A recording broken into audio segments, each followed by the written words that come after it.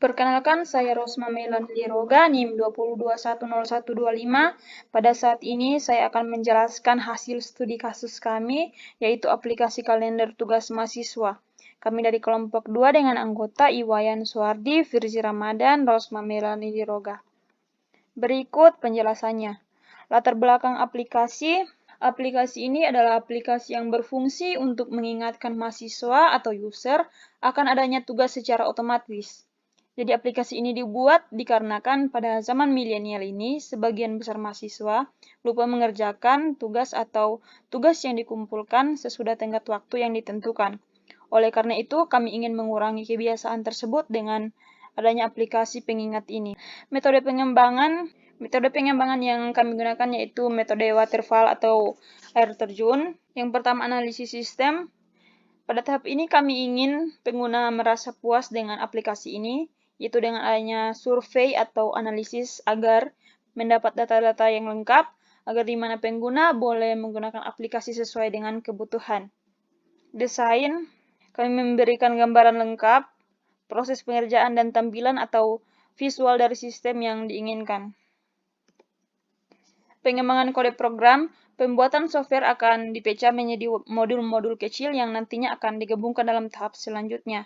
Dan juga akan dilakukan pemeriksaan lebih dalam terhadap modul yang sudah dibuat, apakah sudah memenuhi fungsi atau belum. Kemudian pengujian. Pada tahap ini akan dilakukan penggabungan modul-modul yang sudah dibuat sebelumnya dari pengembangan kode program. Setelah itu kami akan lakukan pengujian yang bertujuan untuk mengetahui apakah software sudah sesuai dengan desain yang diinginkan dan apakah masih ada kesalahan atau tidak. Kemudian pemeliharaan. Maintenance adalah tahap terakhir dari metode pengembangan waterfall.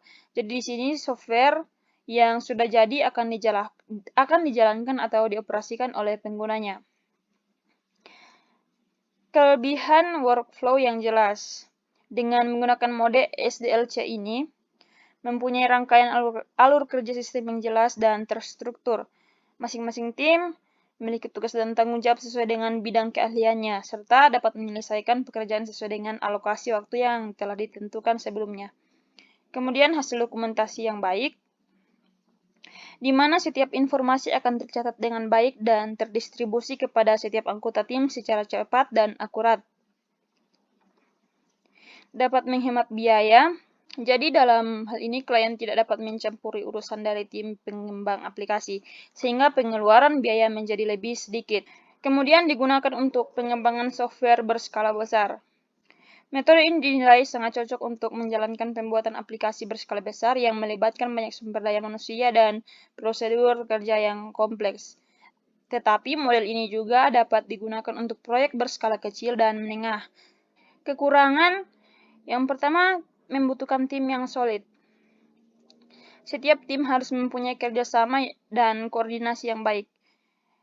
Karena apabila salah satu tim tidak dapat menjalankan tugas dengan semestinya, maka akan sangat berpengaruh terhadap alur kerja tim yang lain. Kemudian masih kurangnya fleksibilitas. Semua tim dituntut untuk bekerja sesuai dengan arahan dan petunjuk yang telah ditetapkan di awal. Klien tidak dapat mengeluarkan pendapat dan feedback kepada tim pengembang. Klien hanya dapat memberikan masukan pada tahap awal perancangan sistem perangkat lunak saja. Kemudian tidak dapat melihat gambaran sistem dengan jelas. Dengan model waterfall, customer tidak dapat melihat gambaran dengan sistem dengan jelas. Berbeda dengan model agile yang dapat terlihat dengan baik meskipun masih dalam proses pengembangan. Kemudian membutuhkan waktu yang lebih lama. Tahapan pengerjaan aplikasi yang dilakukan satu persatu membuat waktu yang dibutuhkan menjadi lebih lama. Sebagai contoh, tim developer tidak akan bisa melakukan proses coding jika tim desainer belum menampilkan tampilan desain dari aplikasi. Diagram konteks 0. Pada diagram ini memiliki dua entitas dan satu proses. Pada entitas pertama, user atau pengguna memiliki dua data masuk, yaitu data pengguna dan data mata kuliah. Kemudian, proses mengeluarkan output ke user, yaitu notifikasi. Kemudian ke entitas pengembang, memiliki satu data masuk, yaitu info user atau pengguna. Kemudian, pada proses mengeluarkan output laporan data pengguna dan data mata kuliah. Diagram level 1.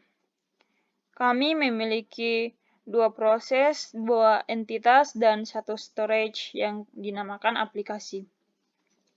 Entitas pertama, user atau pengguna, memiliki dua data masuk, yaitu data pengguna dan data mata kuliah.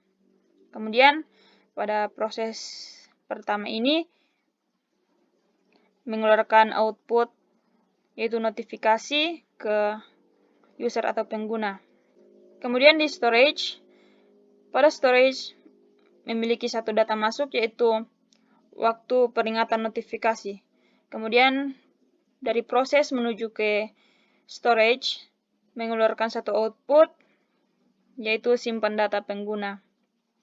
Kemudian dari proses 1, entry data, dan proses 2, laporan, memiliki satu output. Entry data memiliki satu output ke laporan, yaitu info pengguna.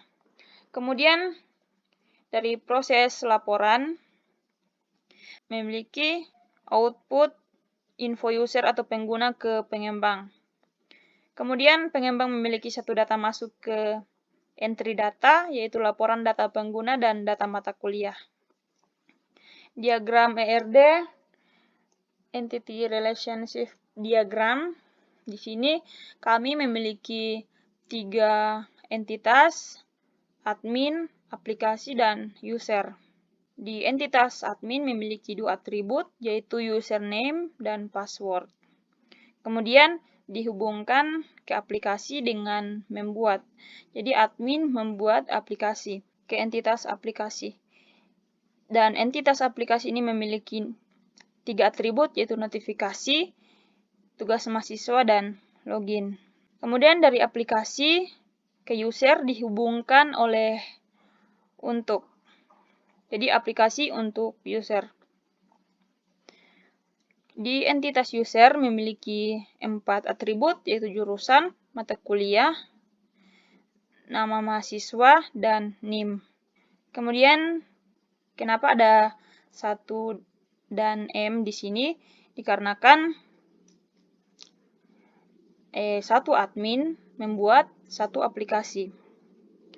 Kemudian dari aplikasi ke user, satu aplikasi memiliki banyak user. Begitu juga sebaliknya, banyak user memiliki satu aplikasi.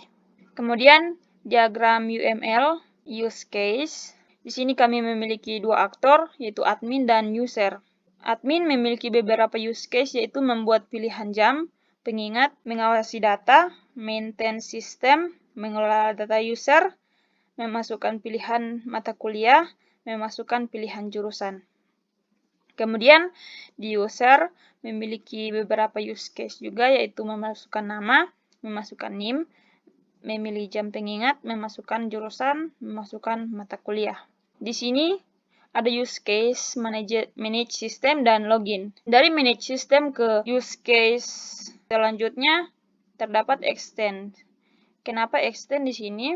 Karena extend itu adalah satu kegiatan yang dilakukan di mana kegiatan sebelumnya sudah dilakukan. Setelah memanage system, admin bisa membuat pilihan jam pengingat, mengawasi data, maintain system, mengelola data user, memasukkan pilihan mata kuliah, kemudian memasukkan pilihan jurusan. Kemudian login, kenapa include? Karena mahasiswa bisa memasukkan nama, memasukkan NIM, memilih jam pengingat, memasukkan nama jurusan setelah login. Sebelum memanage sistem, admin melakukan aktivitas login. Jadi, itulah yang dapat saya jelaskan. Lebih dan kurangnya kami mohon maaf. Terima kasih.